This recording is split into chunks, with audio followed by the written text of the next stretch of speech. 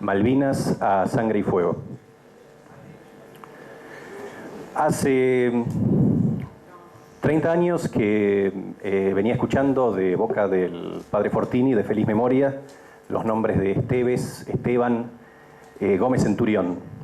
Y tuve el honor de conocer a uno de ellos, al mayor Juan José Gómez Centurión, en abril de este año, cuando él representó al ejército en una conferencia que organizamos sobre Malvinas.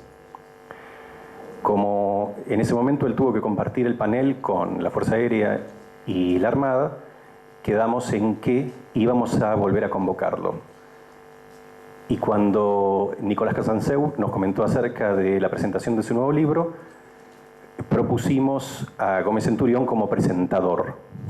Y hoy tenemos el privilegio de contar, una vez más, con la presencia del mayor Juan José Gómez Centurión, veterano de Guerra de Malvinas, condecorado con la medalla La Nación Argentina al heroico valor en combate, la máxima condecoración militar que otorga nuestro país.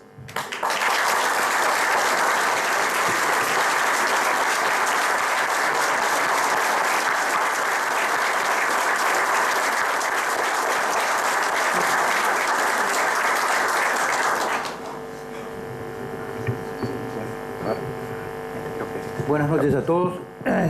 ¿Me escuchan en el fondo? Bueno, espero que... vamos a improvisar un poco, hemos cedido nuestras sillas en función de la convocatoria que tiene Nicolás con este lanzamiento. A ver, primero agradecimientos, como siempre. Gracias a esta casa de estudio, a todos los amigos acá por vuelta a la invitación. Gracias, Nicolás, por haberme cedido el privilegio de presentar esta reedición. Para mí es muy importante la presentación que vamos a hacer ahora, porque involucra muchos aspectos que tienen 30 largos y complicados años de la historia argentina, así que te agradezco un montón el privilegio. A ver, es una responsabilidad enorme este tipo de presentaciones de libros, porque no es un libro más de historia, es el relato de un protagonista de la guerra. Un corresponsal de guerra es un activo protagonista de la guerra, es una persona que cumple un rol de combate específico y definido dentro de la contienda, y así yo lo voy a describir con toda sencillez a Nicolás no como un testigo, sino como un protagonista de las acciones bélicas. Esta edición corregida aumentada tiene como dos... Yo algunas cosas voy a tratar de ser muy breve porque entiendo que todos ustedes quieren estar con Nicolás y no escucharme a mí, lo cual es natural, pero no puedo dejar de resaltar algunas cosas. Esta edición tiene como dos características muy definidas que se ven a lo largo de todo el libro. Tienen la frescura de la pasión del relato de 1982, con la confusión enorme de lo que fue el final de Malvinas y el post-Malvinas en la Argentina, con la tremenda situación de carácter anímico y patriótico que vivimos en la Argentina, mezclado con una convulsión política sin igual, con un contexto donde la gente cambiaba de camiseta aproximadamente 3 veces por cuadra, donde todas las personas que habían estado involucradas desde el mundo empresarial, mundo sindical, periodismo, política, etcétera, etcétera, habían estado sin duda vinculados a la gestión de los gobiernos anteriores, cambiaban, saltaban con garrocha, desesperadamente abandonando el barco. Dentro de ese proceso se produce esta primera edición, y Nicolás, en esa pasión, tiene ese primer relato del 82, que ya yo lo voy a tratar de caracterizar de alguna manera, con una frescura enorme nos describe un montón de cosas que pasaron. Ahí está, Malvinas, sangre y fuego, aquella vieja edición del 82. Y tiene esta corrección que trae 30 años de reflexión en Nicolás, un exilio, la verdad que todos lo sentimos, porque nos gustaría tenerlo acá, a Nicolás, pero ese exilio trae una reflexión y trae un pensamiento que se vuelca y se suma a esa frescura y a esa pasión del año 82, con lo cual hacen de este libro un libro muy característico. El manual de presentación de libros dice que hay que hablar de la biografía del autor. Esto es natural, digamos. Yo voy a obviar los datos biográficos de Nicolás, porque es una persona pública y todos lo conocemos, y además seguramente es poco importante a qué edad empezó primer grado y a qué edad terminó séptimo, digamos, como normalmente se hacen las presentaciones. Pero yo sí voy a tomar algunos aspectos de la biografía de Nicolás que me parece que caracterizan a la persona que nos está relatando este libro que hoy estamos presentando. Es un acto de buen gusto en una presentación contar los hechos por la mitad para que las personas compren el libro. Así que, Nicolás, no voy a terminar de contar los hechos completos para, de alguna manera, promover la curiosidad para la adquisición del libro. Nicolás, en este libro, nos cuenta, con un relato muy poético, porque en algunas cosas Nicolás va tomando como un relato poético, una primaria vocación militar casi incipiente en su infancia, cuando él mira la flota de mar en algún momento dado, y a mí me parece que es como que él va describiendo y se va describiendo como una persona con una profunda vocación militar que después la va a volcar a lo largo de todo el relato y a lo largo de todo el libro. No están ajenos tampoco a este acercamiento a la cuestión épica y a la cuestión militar, obviamente la tradición familiar de Nicolás, que pesa mucho y se ve también a lo largo de todo el relato, recuerdo de sus padres, recuerdo de sus ancestros, volcados hacia las armas. Me parece que estas características configuran un relator de este libro, un periodista con una profunda vocación de corresponsal de guerra y un protagonista de conflicto con una profunda vocación patriótica. Son las dos cosas que se ven claramente. Una vocación clara de contar, no cualquier hecho. Yo no veo... Hay veces que se ve claramente el Nicolás periodista, pero se ve claramente a lo largo de todos los libros el Nicolás corresponsal de guerra, el hombre con vocación y con entendimiento del fenómeno de la guerra y con una pasión enorme por el fenómeno de la guerra. Y un hombre fundamentalmente con una profunda vocación, un periodista con una profunda vocación patriótica. Hay dos características también en la biografía de Nicolás que me parece que son y que lo asemejan a muchas situaciones de veteranos de guerra, porque Nicolás es un veterano de guerra, tema que él despliega a lo largo de toda otra injusticia más cometida con Nicolás. Nicolás, en el momento adecuado y el lugar oportuno, pide ir a Malvinas. ¿Qué pasó esto? ¿Quién está cubriendo? Nadie. ¿Puedo ir a Malvinas? Y en ese momento lo mandaron a Malvinas. Con lo cual se ve claramente un acto de la providencia en ese hecho fortuito que él relata en el libro, en donde en el momento oportuno, en el lugar adecuado, él pregunta, ¿puedo ir? Y fue. Seguramente Nicolás fue enviado a Malvinas para cubrir un par de notas y se quedó toda la guerra. Y eso también habla de la vocación con que Nicolás fue buscando permanentemente situarse en el conflicto y se lo nota a gusto en el medio del conflicto, buscando permanentemente curiosear la primera línea y hablar con las personas. Y bueno, vamos a hablar un poquito a lo largo del relato. ¿Qué relata Nicolás? Y esto me parece que es un tema central del libro. Nicolás relata los hechos bélicos que vio entre el 2 de abril, el 14 de junio y algo de la posguerra en 1982. Ahora, a pesar de los esfuerzos de Nicolás Casanseu en exponer sus visiones, sus puntos de vista y sus argumentaciones, seguramente que relata queda a criterio del lector. Y me parece que hay como dos criterios básicos, como estructuras, como arquetipos, que me gustaría que conversemos. Una de dos, o Nicolás está relatando una aventura militar concebida por una junta militar para perpetuarse en el poder, una aventura con sus luces y sus sombras, o Nicolás está relatando la primera batalla efectiva por la recuperación definitiva de las Islas Malvinas.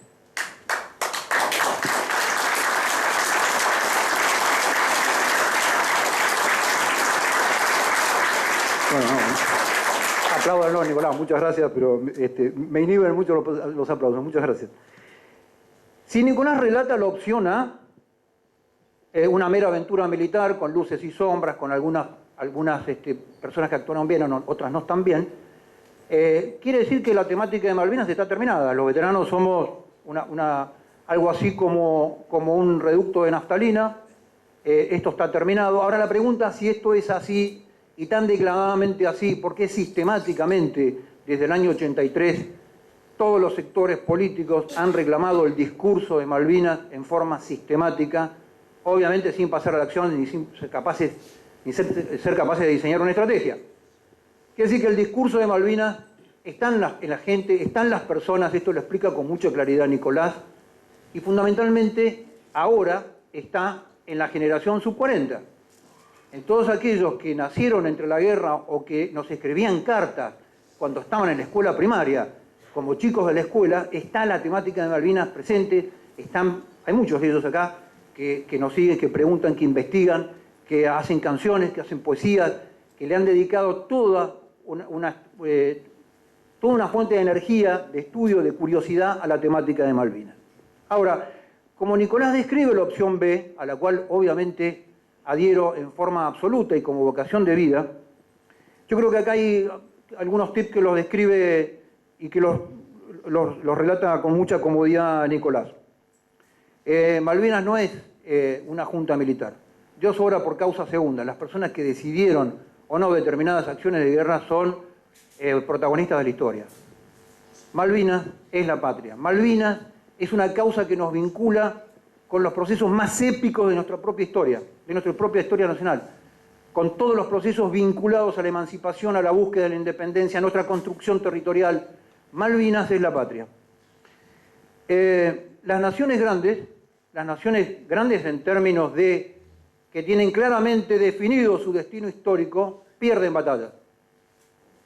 Solamente pierden batallas aquellos que se atreven a pelearlas.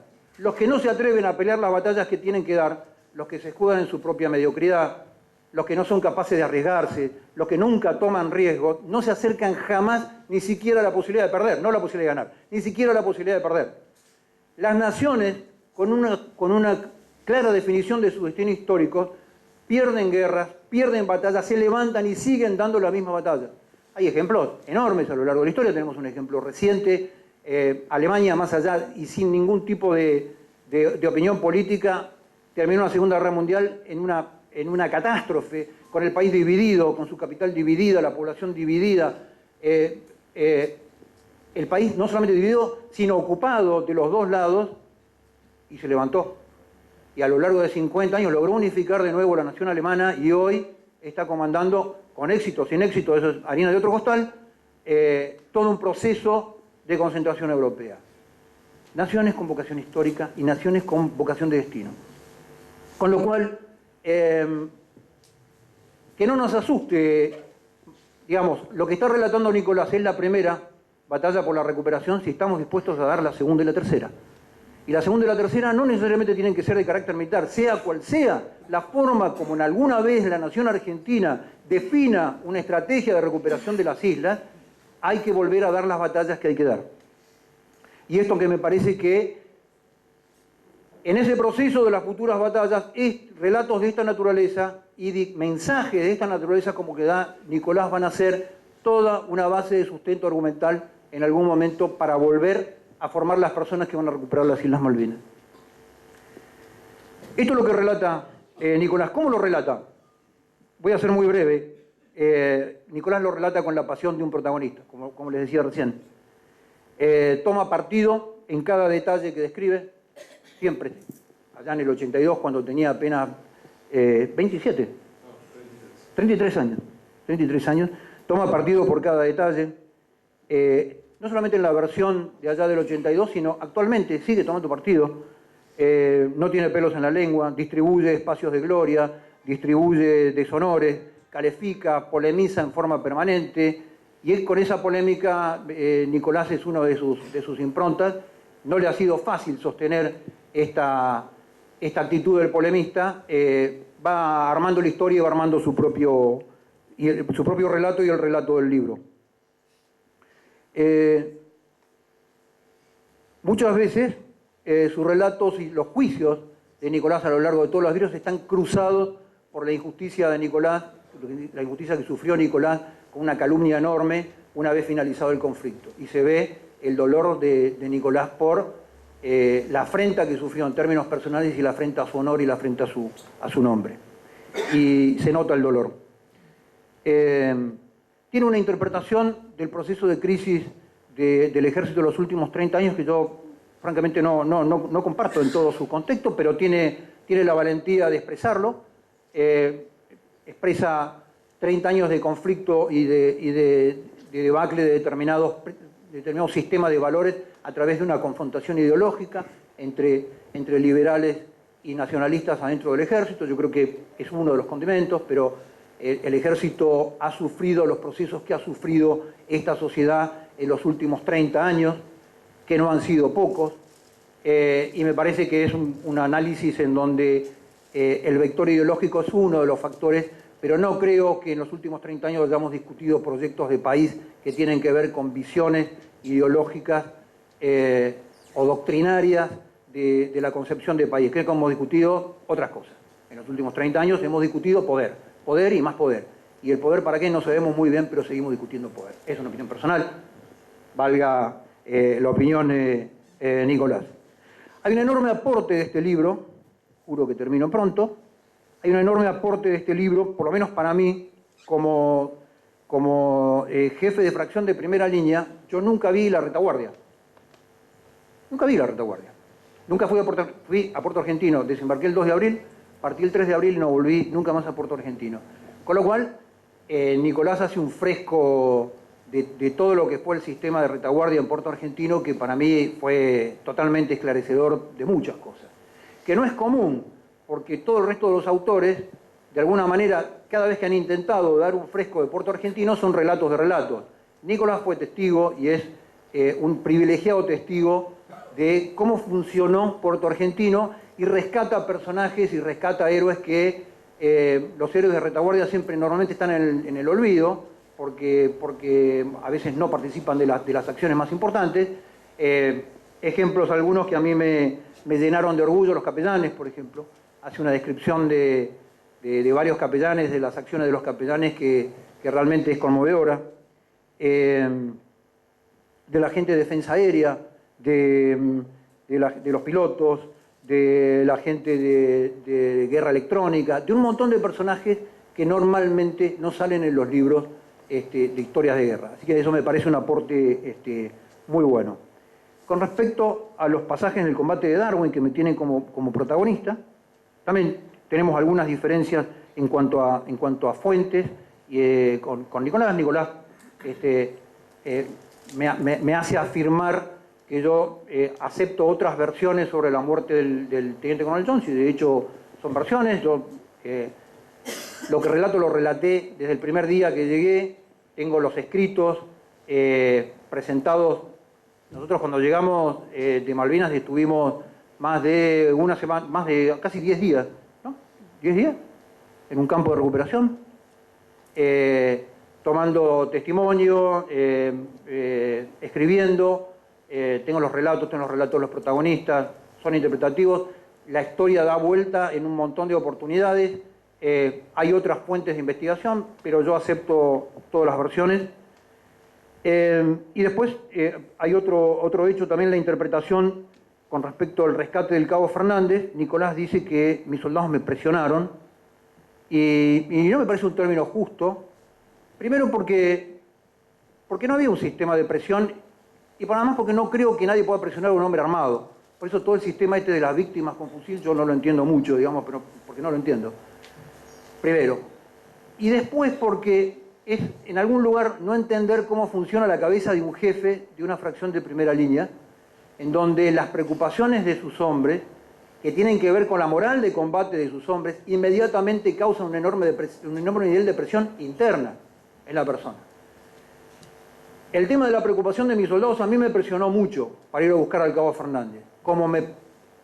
Y fue un sistema de autopresión. Terminamos yendo por un sistema de compromiso personal. Como podríamos no haber terminado el contraataque que habíamos dado durante el día y que terminamos frente a una fracción británica, presionado, pidiéndome la rendición de mi fracción, como podríamos no haber rescatado el buque Río Iguazú. Esa fue una de las características de Malvinas. Malvinas fue un sistema de autopresión. Íbamos porque creíamos en las cosas y nos arriesgamos porque creíamos en las cosas. No había un sistema de presión. Pero bueno, interpretativo. Termino con dos cosas. Uno es épica y poesía. La épica necesariamente es poesía. porque decía Machado, ¿no?, refiriéndose a un periodo de España, un periodo de la historia de España, decía, ha de tener su mármol y su día, su infalible mañana y su poeta.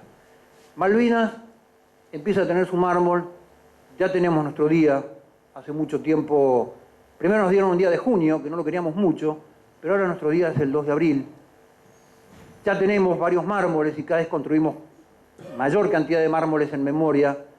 El mañana siempre llega y es posible que estemos frente a la presencia del poeta de Malvinas, que es Nicolás. La épica es poesía, porque la épica es una forma de vivir que tiene que ver con una forma de concebir la vida en forma totalmente trascendente. La vida tiene sentido si se es capaz de entregarla a algún fin de carácter trascendente. Y eso es poesía, la patria es poesía. La patria es poesía porque la patria es amor. Aquellos que no aman a la patria, lo que se pierden es una dimensión de una forma de amor colectivo que es incomprensible. La patria se ama como se ama a la madre, no se la ama ni porque es linda ni porque es fea, ni porque es gorda ni porque es flaca, se ama porque se la ama y porque es de uno. Y eso es poesía. Y Nicolás está empezando a lo mejor a ser el poeta de Malvinas, y Malvinas necesita un poeta, y ojalá que Nicolás sea ese poeta. Para terminar, yo había seleccionado como 20 citas, pero me quedé con 3. 3 citas que uno cita en una presentación de un libro, algo que está en el libro cuando se siente muy identificado con eso. Una graciosa, porque la guerra tiene un espíritu muy jocoso, lo explica muy bien Nicolás. La guerra sin alegría y sin estas diferencias que está entre lo trágico y lo cómico, digamos, sería muy complicada de explicar. Y la primera cita es una cita de una anécdota bastante graciosa, del padre Fernández, que además, conociendo al personaje, es bastante simpática. Yo no veo nada de eso. Una noche, dice Nicolás, el yoruba Fernando Mier Silva despierta a quien fuera su primer compañero de cuarto, el padre José Fernández. Quienes lo conocen al padre lo van a escuchar, van a cerrar los ojos y van a escuchar este relato. Padre, están cañonando muy cerca, y el cura le contesta, no te hagas problema, que Dios ya los va a castigar. Date vuelta y seguí durmiendo. Es el cura Fernández. Muy simpático. La otra cita,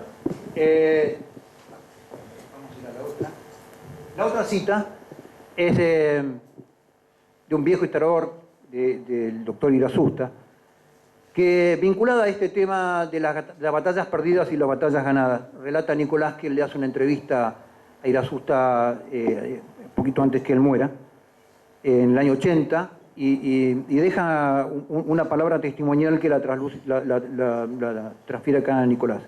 Antes de partir nos dejó su última enseñanza. No interesan las derrotas, sino la decisión de pelear. La buena pelea, ¿no? Los territorios siempre pueden reconquistarse y muchas veces su pérdida constituye un acicate para la voluntad. Lo difícil es conservar el espíritu belicoso en un país sometido. Es bueno que los argentinos luchen porque demuestran que no están definitivamente perdidos. Y la última cita de Nicolás, me siento muy identificado porque en estos 30 años sostener la causa Malvinas fue complejo, cada uno humildemente desde el puesto que pudimos ocupar. Ahora todo el mundo habla de Malvinas. Había que hablar de Malvinas en una época muy compleja y donde uno recibía mucho palo por hablar de Malvinas.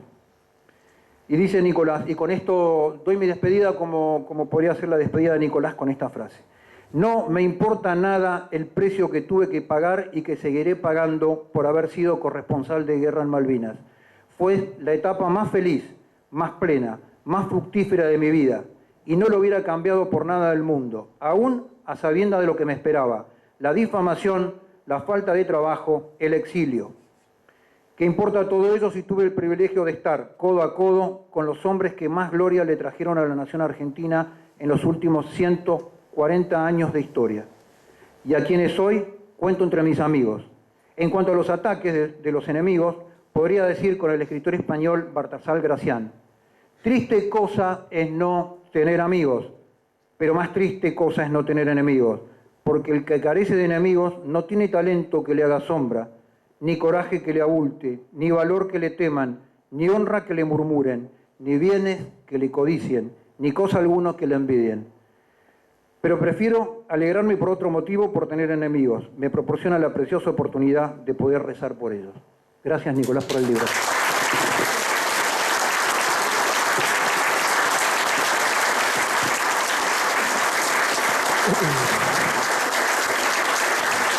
Muchas gracias.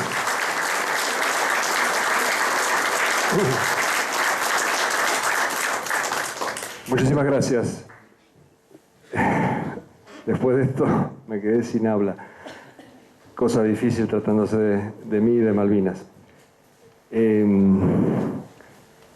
Por supuesto quiero agradecer la oportunidad de poder presentar el libro aquí, que me ofreció Walter Hack, y también la generosidad de Gómez Centurión de estar esta noche aquí. Inclusive cuando Walter me sugirió la posibilidad de que Gómez Centurión fuera el que presentara el libro, por supuesto para mí era el sumum, pero al mismo tiempo le manifesté de que yo tenía algunas opiniones que por ahí diferían de las de él, inclusive sobre temas de los cuales él era protagonista, y él con esta generosidad y esta nobleza que lo ha caracterizado siempre, pasó por alto estas diferencias y bueno, que él me presente el libro hoy es como más o menos que a Ulrico Schmidl, aquel cronista de Río de la Plata, lo presentara Pedro de Mendoza, más o menos. Ese es el honor para mí. De todas maneras, a pesar de todos esos elogios generosos que ha vertido, Gómez Centurión está muy claro que disto mucho de ser un buen literato, porque jamás se me hubiera pasado por la cabeza poner que Gómez Centurión era presionable. Evidentemente no usé la conjunción de palabras correcta, así que pido disculpas, y al mismo tiempo le pido a él y a todos los que vayan a leer el libro que lo lean con un gran lápiz rojo y me marquen lo que no está claro, lo que está mal, las erratas, los errores y los horrores, porque bueno, quiero seguir aprendiendo y mejorando. Una cosa muy importante que acaba de decir Gómez Centurión es que Malvinas no tiene nada que ver con la naftalina. ¿Por qué nosotros seguimos en esto y por qué no cejamos? Por respeto a la verdad histórica, sí, parcialmente. Por necesidad de justicia, de que sean reivindicados nuestros combatientes, sí, en gran medida. Pero hay una razón mucho más importante. Malvinas es el futuro pero de la Argentina.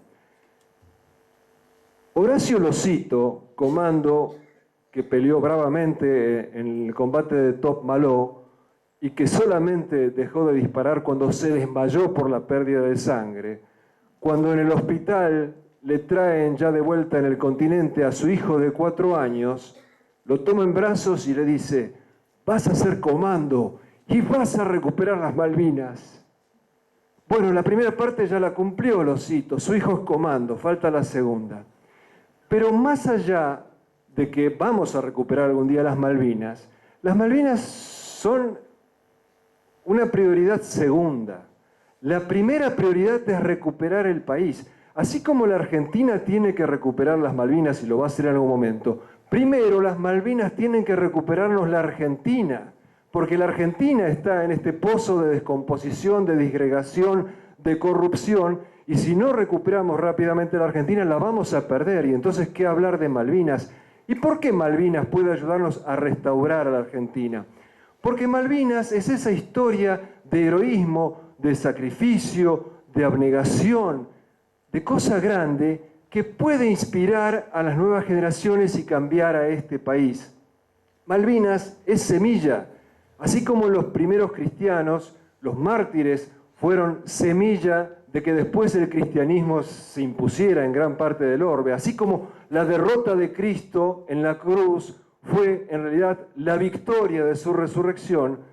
Así, de esa misma manera, esas semillas tienen que curar a nuestro país. Y eso no es una fantasía, no es optimismo exagerado ni fantaseo. Esto es una cosa muy concreta. Lo único que nosotros necesitamos es que la verdad sobre Malvinas, no ninguna propaganda, la verdad de los hechos crudos, duros y puros de Malvinas sean conocidos por las nuevas generaciones, que es lo que no permiten que pase, porque hay una censura asfixiante en torno a los temas de Malvinas. Solo se permite hablar de las miserias y no de las grandezas. ¿Por qué? Porque no les conviene a los cobardes, no les conviene a los traidores, no les conviene a los vendepatrias, no les conviene a los que pactan con el enemigo. ¿Por qué no les conviene? Porque el ejemplo de los héroes eleva y el ejemplo de los cobardes adocena. Nosotros tenemos que cambiar a los Estebanes. No puede ser que en nuestras escuelas reine Edgardo Esteban, tiene que reinar Carlos Esteban.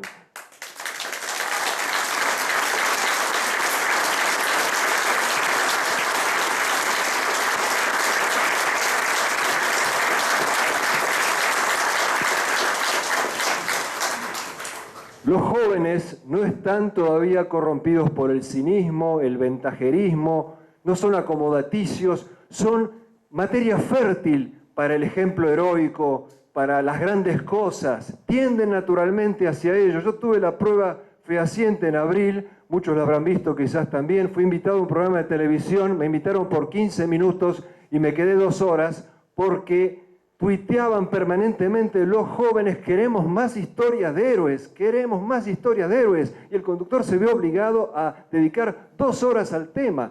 Y la repercusión fue fantástica, y sobre todo de los jóvenes. Los jóvenes son los que tuitean, nosotros los más viejos realmente ni sabemos cómo hacerlo. Entonces esa posibilidad está. Lo único que tenemos que hacer es vencer la censura, porque la desmalvinización no es otra cosa que una forma de censura.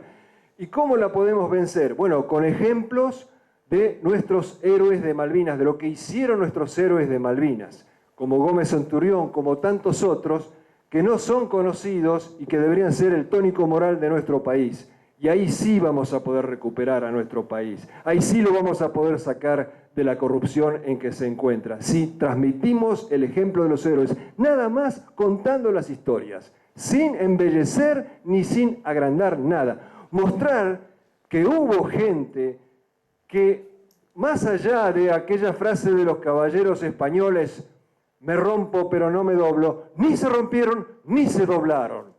Gente con un concepto del honor que parece fuera de época y que sin embargo es la columna vertebral de cualquier nación que se precie. Si no hay esa cantidad de valientes, de gente con honor, la nación desaparece. Gente, por ejemplo, como el teniente de corbeta Carlos Daniel Vázquez. Tenemos el honor de que están acá presentes sus padres, que educaron a ese formidable oficial argentino, acerca del cual ahora salió un libro en Inglaterra, y en ese libro lo llaman el héroe de Monte Tumbledown. ¿Y dónde están los libros nuestros donde califiquen así a esta persona? Carlos Daniel Vázquez, un joven oficial que en Malvinas, en determinado momento inclusive, al haber un malentendido, lo mandan a dinamitar un puente y él cumple la orden, pero el detonador no funciona y su jefe, atolondradamente, lo mete preso en una especie de mazmorra como las de Vietnam, en una jaula, poco menos, por cobarde. Y entonces algunos oficiales indignados comentan: pero qué cobarde, le dieron la orden de dinamitar el puente y no lo hizo. Uno de los que oyó esta expresión de un oficial de la Marina, tildándolo de cobarde a Vázquez, se lo cuenta a Vázquez. Poco tiempo después lo liberan porque se dan cuenta del malentendido. Y Vázquez va a buscar al oficial que lo había ofendido. Hay 3 testigos de esto. Uno de ellos está acá presente. Vázquez se encierra en una habitación con el oficial, pone su pistola sobre la mesa y lo reta a duelo. Saque su pistola y tiramos. Y el oficial recula, sale y pide perdón. Ese concepto del honor lo hemos perdido nosotros. Ahora cualquiera puede insultar a la madre, al padre, y todo resbala, todo da igual. Y sin honor no hay nación, porque entonces después nos da lo mismo todo. Nos da lo mismo que se lleven nuestras tierras, que se lleven nuestras riquezas. Cualquier vejación es admitida si no hay honor. Cuando a Carlos Daniel Vázquez lo ubican en el monte Tumbledown, protagoniza, a mi juicio, la batalla más heroica de la Guerra de las Malvinas, con 40 hombres que eran un rejunte, porque ni siquiera eran orgánicos del BIM-5, eran los encargados de la limpieza, los electricistas, los carniceros. Esa sección la conforma Vázquez y se le suman 15 hombres que venían del ejército, del Regimiento 4. El Regimiento 4 había retrocedido y un subteniente Silva le dice a Vázquez que él quiere cobrarse esa afrenta que le infligió a su regimiento el inglés, y se suma a Carlos Daniel Vázquez. Y entonces durante 8 horas, 40 hombres resisten a pie firme el avance de 400 ingleses que además se iban refrescando todo el tiempo.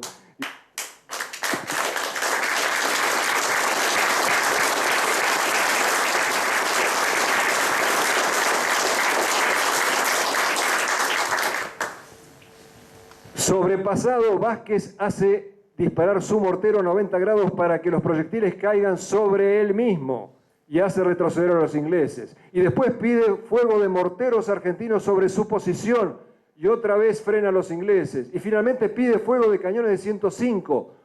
3 veces los hace retroceder a los ingleses, con el agravante además de que el hombre que estaba cuidándole las espaldas con su sección se va sin avisar y le deja las espaldas desguarnecidas. ¿Saben lo que pasó después de la guerra? El que se fugó fue condecorado con la mayor condecoración de la Armada Argentina y Vázquez no. Vázquez nunca se replegó y sin embargo en su foja de servicios dice que se replegó. Una mentira. Es hora de reivindicar a los héroes como Carlos Daniel Vázquez, y reivindicándolos a ellos nos vamos a reivindicar nosotros mismos, porque todos con nuestro silencio en casos como este somos cómplices de esa censura de la desmalvinización. Tratando de alguna manera de compensar ese olvido y de ilustrar con imágenes lo que hizo Carlos Daniel Vázquez y su gente, con el cantante Carlos Longoni nosotros hemos hecho una canción donde participa uno de los soldados de ese combate realmente digno de Homero, Pablo Rodríguez. Pablo Rodríguez es como si recordara lo que aconteció en ese combate de la noche del 13 al 14. Esta es la única canción con las cuales los voy a cargosear hoy y se llama Monte Tumbledown.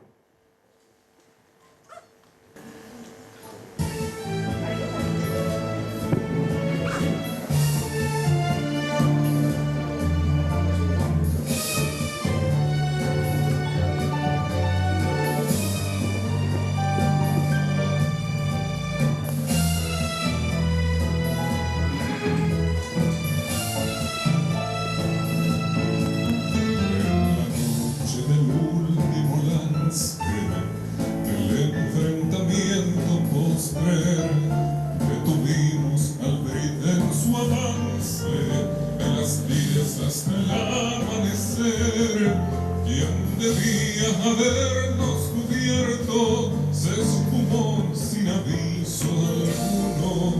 Quien no fue malherido fue muerto, más de todos flanqueó solo uno. Siempre cierro los ojos, me arrima la memoria, el más fiel de los chasques, esa escena dantesca en la cima, las termópilas de Carlos Vázquez.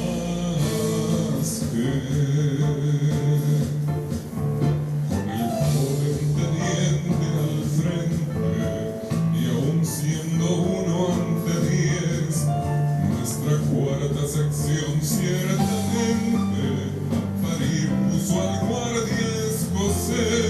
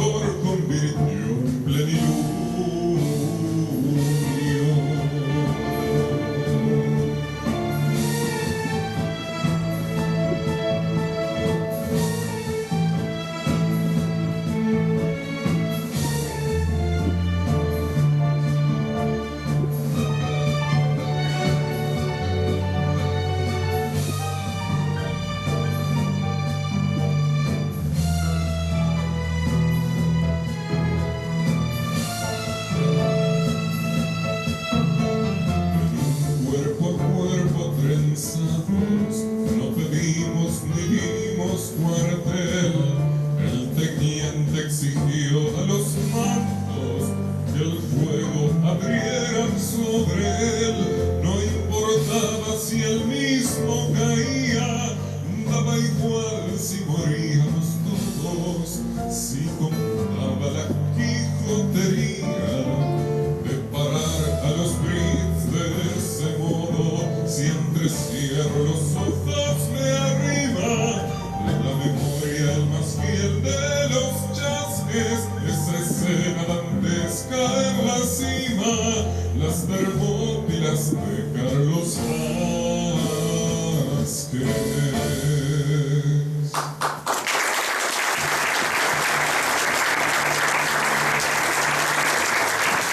En la letra yo puse en una parte con el Cristo por todo amparo, y no es antojadiza esa frase, porque Vázquez, así de recio y valiente como es, Vázquez rezaba todos los días, lo cuenta. Vázquez leía la Biblia todos los días, Vázquez leía el Apocalipsis, y al principio él cuenta que rezaba por dos cosas. Pedía salvar la vida y pedía, en caso de que no la salvara, morir con honor. Y al rato dejó de pedir que Dios le salvara la vida, solo pedía pelear con honor. Y lo hizo, gracias seguramente a esos rezos al Cristo. Nosotros en la Argentina tenemos la enorme dicha de tener héroes vivos y héroes muertos. Como dijo el poeta Antonio Caponetto, no habrá olvido que nos borre su memoria, y la memoria nos hará leales. Malvinas, volveremos. ¡Viva la patria! ¡Viva el subteniente Gómez Centurión! ¡Viva el soldado Gustavo Luzardo! ¡Viva el soldado Poltronieri! ¡Viva el teniente Arca! ¡Viva el subteniente Vázquez! ¡Viva los combatientes que defendieron la patria! ¡Viva la patria! Y es que es fácil hablar de amor a la patria, inclusive de amor a nuestros héroes, pero no bastan las palabras, hay que tratar de hacer algo. Y una cosa muy importante que podríamos hacer nosotros, cumpliendo con un deber patriótico y también con un deber cristiano, es visitar a aquellos héroes de Malvinas que en este momento se encuentran como presos políticos de este gobierno en las cárceles. Hay varios de ellos que se han destacado, bueno, Losito es uno, Betoli es otro, y haciéndolo, nosotros no solo vamos a cumplir con esa máxima de Cristo que decía, el que me visite a mí, el que visite a un preso en la cárcel me está visitando a mí, sino que le vamos a decir a estos hombres que pelearon y que fueron condenados en muchos casos, y me consta, por testigos falsos, o sea, por razones políticas, de que no están solos, de que están siendo acompañados, de que se les reconoce lo que hicieron en Malvinas. Realmente es muy difícil a veces pensar en ir a una cárcel. Uno asocia la cárcel con algo lóbrego, con algo realmente deprimente, y no quiere mezclarse con esa cosa tan oscura y tan tenebrosa como todos imaginamos la cárcel. Bueno, por empezar, los militares están en un pabellón aparte de los criminales comunes, así que no es tan terrible ir allí. Y segundo que, bueno, repito, es muy fácil hablar de amor. La cuestión difícil es ponerlo en práctica. Así que los invito a todos, yo lo traté también, pero infructuosamente. Quizás por la resonancia de mi apellido fue que no me dejaron entrar, quizás fue una casualidad, pero otros que quizás no tengan un apellido que resuene tanto a Malvinas, quizás puedan hacerlo, y la verdad que habrán cumplido con su deber cristiano y además los héroes se lo van a agradecer. Y además el honor y la oportunidad y el privilegio de tener un mano a mano con un héroe de Malvinas. Perdón, también está en Córdoba, lo han detenido al mayor Jorge Alberto Benítez. Sí, exacto. Piloto de Pucará. ¿Cómo? Piloto de Pucará. Sí, también está detenido sin causa. Sí, o están condenados con testigos falsos en una gran proporción, o están detenidos sin condena, lo cual es absolutamente ilegal. Pero bueno.